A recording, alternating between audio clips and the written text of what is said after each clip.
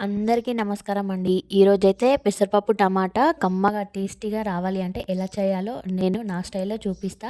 తప్పకుండా వీడియో మొత్తం చూసి ఎలా ఉందో కామెంట్ చేయండి. మన వీడియోకైతే లైక్ చేయండి ప్లీజ్. ఇప్పుడైతే ప్రాసెస్‌లోకి వెళ్ళిపోదాం. ఆయిల్ ఏసి, పోపు గింజలేసి అవి కొద్దిగా వేగాక ఇందులో మెయిన్ ఏంటంటే ఫస్ట్ పెద్ద సైజ్ ఆనియన్ తీసుకోవాలండి. ఆనియన్ అయితే కంపల్సరీ ఎక్కువ ఉండాలి. ఎక్కువ ఉంటేనే పప్పు టేస్టీగా ఉంటది. ఆ తర్వాత ఇక్కడ ఆనియన్ 2, 3 పచ్చిమిర్చి, కరివేపాకు వేసుకొని చక్కగా వేపుకోవాలి. నాదైతే ఆనియన్ కొంచెం ఎక్కువనే వేగిపోయింది. అంత ఎక్కువగా వేగిపోవడం అవసరం లేదు. కొంచెం లైట్‌గా వేగితే సరిపోతుంది. ఇక్కడ తర్వాత వచ్చేసి ఎల్లిపాయలు కూడా మెయిన్ అండి. ఎల్లిపాయలు 2, 3 తీసుకొని కచ్చపచ్చగా దంచి యాడ్ చేసుకోవాలి.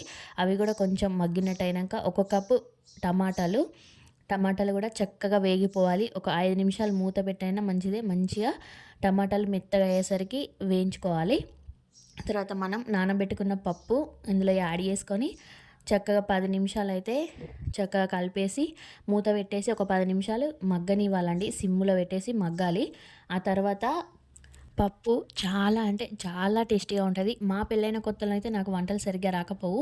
పప్పు ఎప్పుడు చేసినా కూడా నాకు అస్సలు నచ్చకపోవు. ఇప్పుడైతే పర్ఫెక్ట్‌గా నేర్చుకున్నానండి. అదే మీకు చూపిస్తున్నాను. తప్పకుండా అయితే ట్రై చేయండి.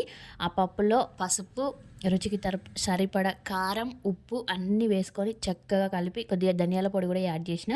అన్నీ కలిపి ఒక 10 నిమిషాలు సిమ్‌లోనే చక్కగా ఉడకనివ్వాలి. మంచిగా నూనె పైకి తేలాక అప్పుడైతే మనం ఏ కప్పుతో పప్పు తీసుకున్నామో ఆ కప్పుతో 2 కప్పుల వాటర్ వేసుకొని చక్కగా ఉడకనివ్వాలి. ఒక 10 నిమిషాలైతే ఫుల్‌లో పెట్టాలి. ఆ తర్వాత మళ్ళీ సిమ్‌లో పెట్టాలి. పప్పు చాలా అంటే చాలా టేస్టీగా ఉంటది. నేను చెప్పడం కాదండి. మీరు ట్రై చేసి మీకెలా అనిపించిందో తప్పకుండా మన కామెంట్ బాక్స్‌లో అయితే కామెంట్ చేయండి.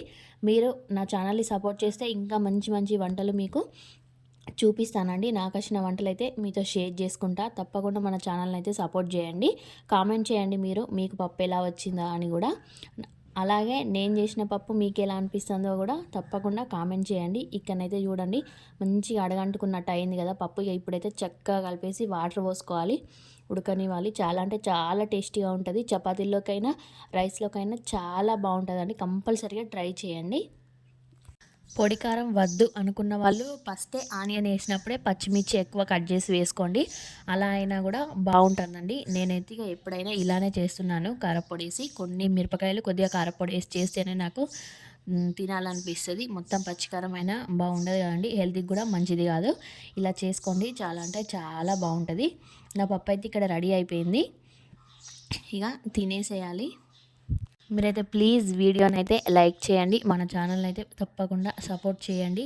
లాస్ట్‌లో కొద్దిగా కొత్తిమీర వేసేసుకొని ఇక దించేసుకోవడమే అండి. ఒక 5 నిమిషాలు అయితే మూత పెట్టుకున్న కొత్తిమీర వేసి తర్వాత అయితే ఇక స్టవ్ ఆఫ్ చేసేసుకొని సర్వ్ చేసుకోవడమేనండి.